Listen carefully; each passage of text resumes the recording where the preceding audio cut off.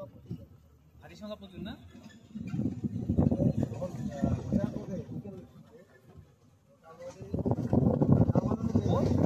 দুয়াক লাগবে তো, আমার তো একসাথে ক্যামেরা ধরতে হবে। জঙ্গলের ভিতরে পাইনি, চা বাগানে করছে।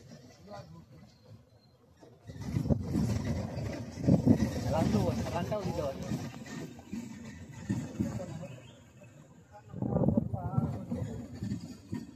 আচ্ছা, এটা কোন রেঞ্জের মধ্যে পড়ে? আমরা গরুমারা অরণ্যের ভিতরে প্রবেশ করেছি। আমাদের সাফারির গাড়ি চলছে ভেতরে। যদি কপালে যদি কিছু থাকে তবে আমরা কোনো বন্য প্রাণী দেখলেও দেখতে পারি।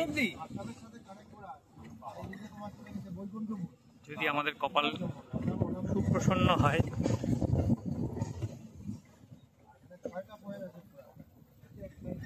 দেখা যাক। আমাদের গাইড ভাই আমাদের অনেক কিছু বলছেন।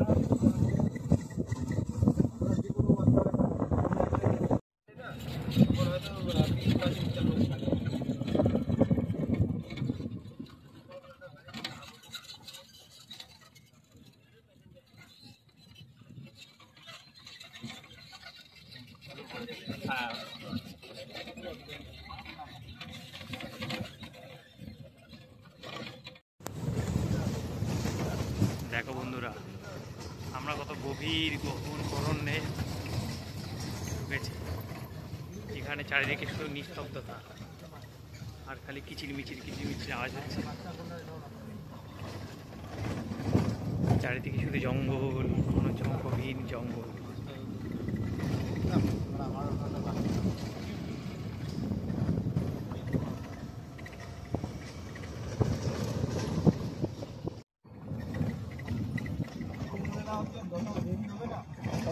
দেখতে পাওয়া যাবে। হ্যাঁ হ্যাঁ,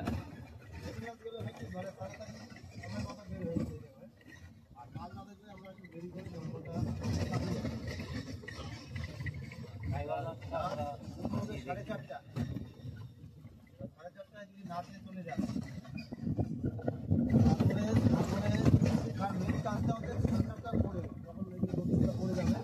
সব গাড়ি বের হয়ে যাবে।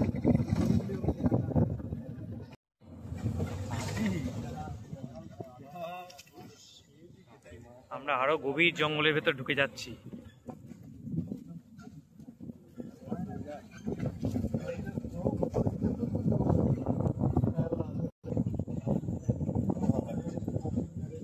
জঙ্গলটা দেখতে কিন্তু কি সুন্দর লাগছে,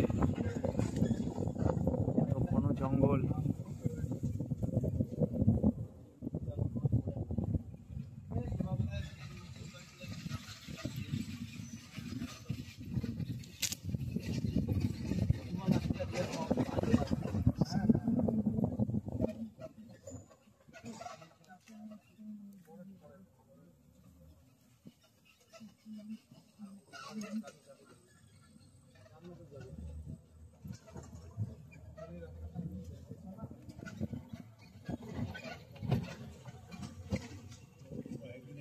থেমে গেছে, তাতেই এখন কাদা কাদা।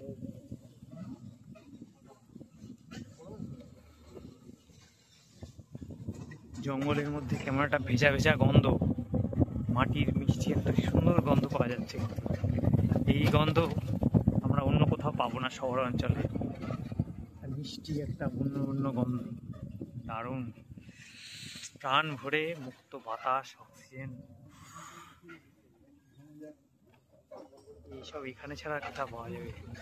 তেমনই অতি দুর্গম রাস্তা, রাস্তা এটাকে বলে না যদিও, জঙ্গলের ভেতরে এটা একটা অ্যাডভেঞ্চার।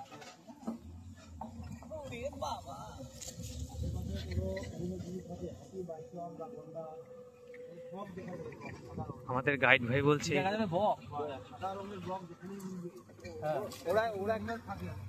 এখানে যদি সাদা রঙের বক যদি দেখা যায় তাহলে সেখানে হাতি, বাইসন এইসব এই জঙ্গলের ভেতরে দেখতে পাওয়ার একটা চান্স আছে। দেখা যাক আমাদের কপালে যদি সেরকম চান্স থাকে তাহলে আমরা হয়তো কিছু দেখতে পারবো বন্ধুরা। জঙ্গলটা দেখো বন্ধুরা, এত সুন্দর দৃশ্য এ ভাষায় বলা যাবে না। ক্যামেরায় জানি না কতটা কি জাস্টিস করছে। এই জঙ্গলে না আসলে কিছুই বোঝা যাবে না, খালি চোখে জঙ্গলটা দেখতে হবে। এই মোবাইলের ক্যামেরাতে সেই রকম সুবিচার হয়তো করছে না। কোনো জঙ্গল, তার মধ্যে থেকে দুটো সরু একফালি রাস্তা, তার মধ্যে দিয়ে আমাদের গাড়িটা চলেছে এগিয়ে।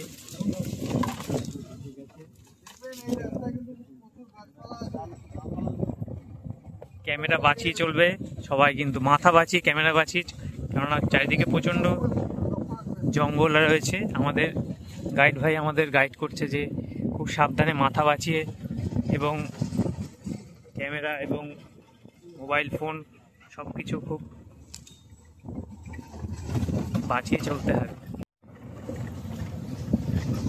গাইড ভাই আমাদের বললেন যে এই জঙ্গলটা হচ্ছে ন্যাচারাল জঙ্গল, এখানে কোনো গাছ কাটাও হয় না বা রোপণ করাও হয় না।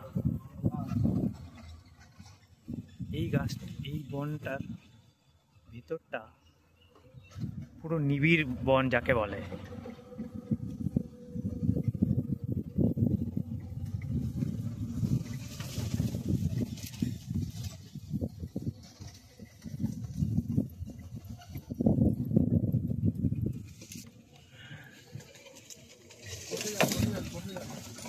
বসে যাও, নাহলে মাথায় লাগবে।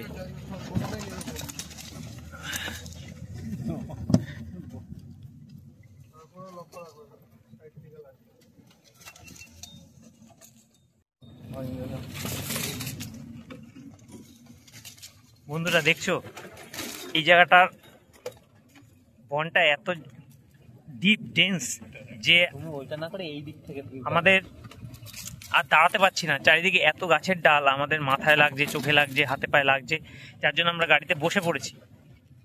তোমরা দেখো এদিকটা,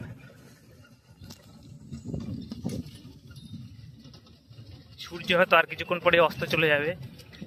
এই বনে তখন নামবে নিবিড় অন্ধকার, তখনই বনের জীবজন্তু যারা আছে তারা সব বেরিয়ে পড়ে।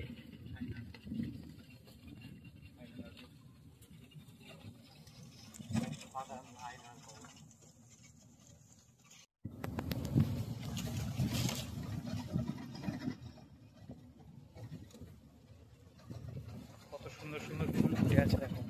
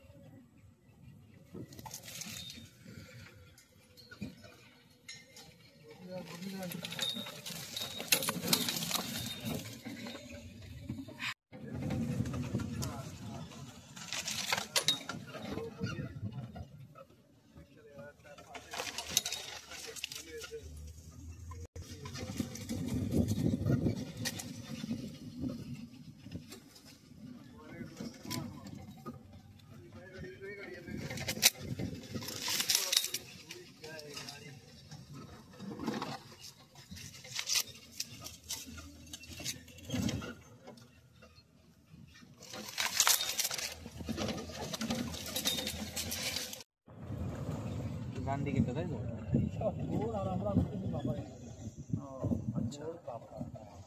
ডান দিকের এরিয়াটা হচ্ছে কোর এরিয়া বনের, 90 কিলোমিটার। কত বর্গ কিলোমিটার? Core area 85। 963 বর্গ কিলোমিটার। তার মধ্যে 900 কিলোমিটারই রাখা আছে শুধুমাত্র বন্য প্রাণীদের জন্য সংরক্ষিত। আর এই ট্যুরিস্টদের জন্য রয়েছে এই বাফার এরিয়া, যেখানটা ট্যুরিস্টরা আসে যদি কিছু বন্য প্রাণী দেখতে পায়। জল দেওয়া রয়েছে, জল খেতে আসে এখানে।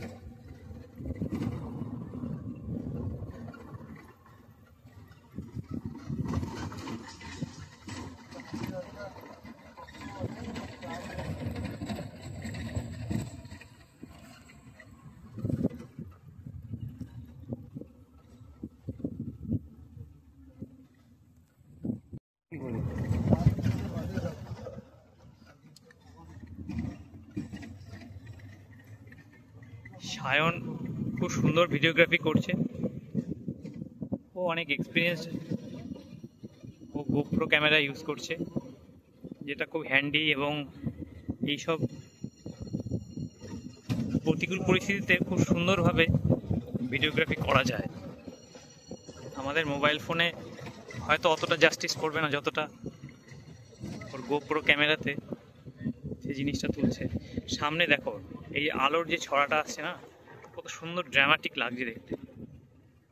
গাছের পাতার ফাঁক দিয়ে পরন্ত সূর্যের যে কিরণ জঙ্গলের গাছপাতার ভেতর দিয়ে, এটা একটার মধ্যে একটা নাটকীয়তা। সত্যি বন্যেরা বনেই সুন্দর, আর শিশুরা মাতৃক্রোড়ে।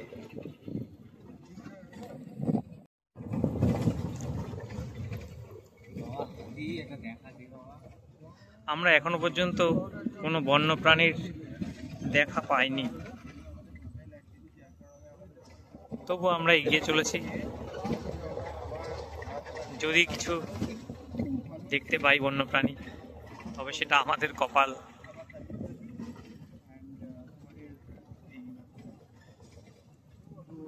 সাফারির যতগুলো গাড়ি আছে সব গাড়িগুলো আগে আছে, আমাদের গাড়িটাই লাস্টে। আমাদের গাড়ির পরে আর কোনো গাড়ি নেই।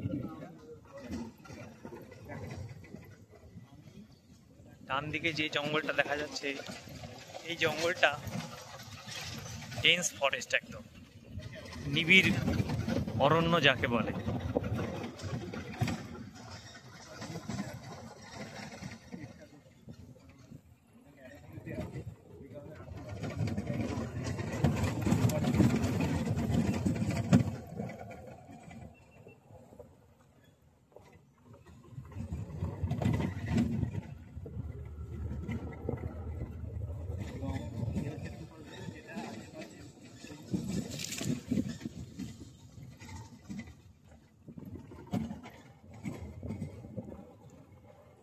খুব সুন্দর লাগছে এরকম পড়ন্ত বিকেলে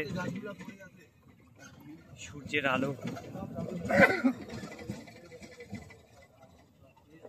আর এই এত সুন্দর সবুজ বনানী, এ আর কোথায় পাবে বলো? এ আমাদের বাংলাতেই সম্ভব। আমাদের বাংলাতে কি নেই বলো? সব কিছু আছে, পাহাড়, সমুদ্র, বন, জঙ্গল। কিন্তু আমরা সেটাকে যদি সামলে রাখতে পারি, তবে আমাদের পর্যটন ব্যবসাও ধীরে ধীরে এগিয়ে যাবে। বহু বিদেশিরা আসবে আমাদের এসব বন্যপ্রাণ, বন্য সংরক্ষণ যে জঙ্গলগুলো করছে সেগুলো দেখতে আসবে। তাতে আমাদের রাজ্যেরই সুনাম হবে। আমরা যদি একটু দায়িত্ববান হই, এগুলোকে একটু যদি সংরক্ষণ করি, তাহলে প্রকৃতিও সুন্দর থাকবে। প্রকৃতি সুন্দর থাকলে আমরাও সুন্দর থাকবো।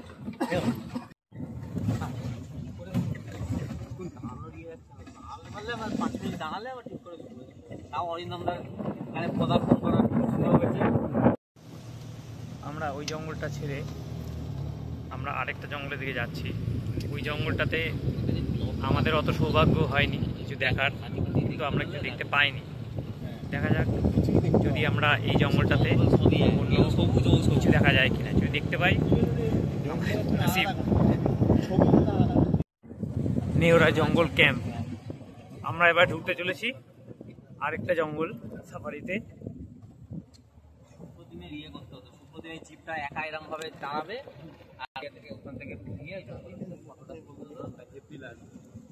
এই জঙ্গলে আমরা আবার ঢুকছি। এটা জঙ্গলের আরেকটা সাইড। যদি কিছু এখানেও যদি আমাদের কপালে থাকে, যদি কিছু বন্যপ্রাণী দর্শন করতে পারি তাহলে তোমাদের সঙ্গে শেয়ার করছি, ঠিক আছে? চলো।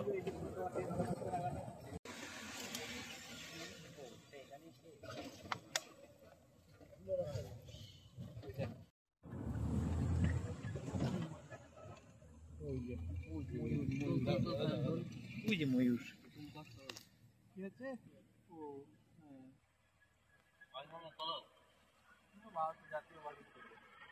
ময়ূর।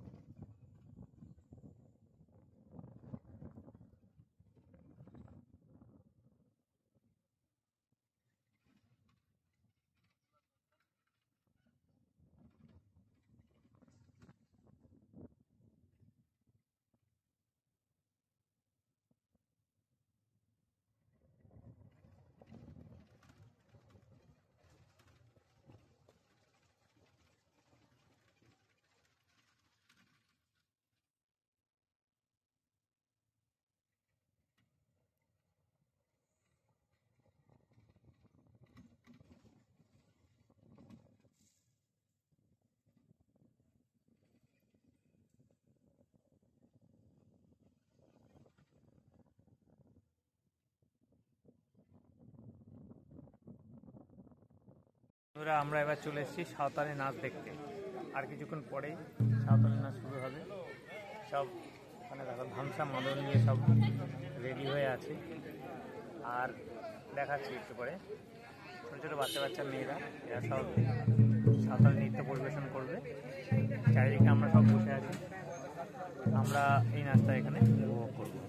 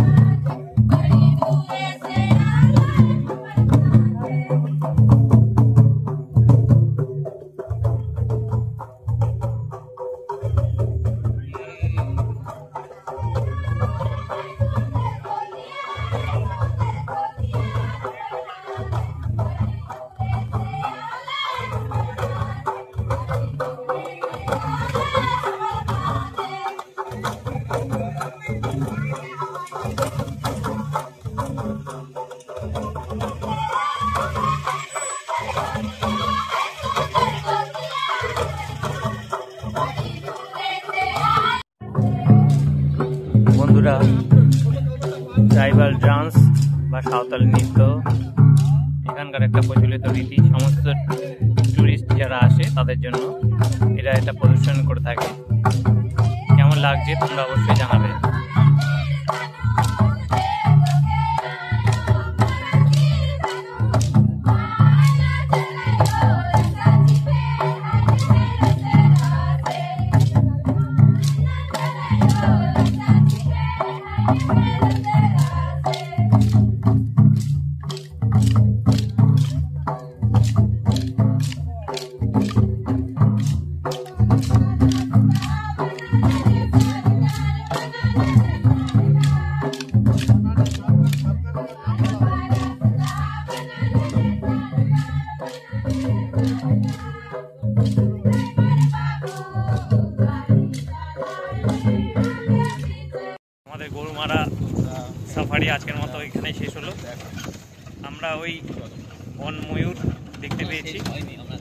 আমরা ফেরার পথে এখন ফিরছি। সূর্যাস্ত হয়ে গেছে, বিকেলের আলো আস্তে আস্তে ঢুলে পড়েছে। আমরা এবার ফিরছি। ঠিক আছে, আবার পরে দেখা হবে আমাদের সঙ্গে। আজকের মতো টাটা।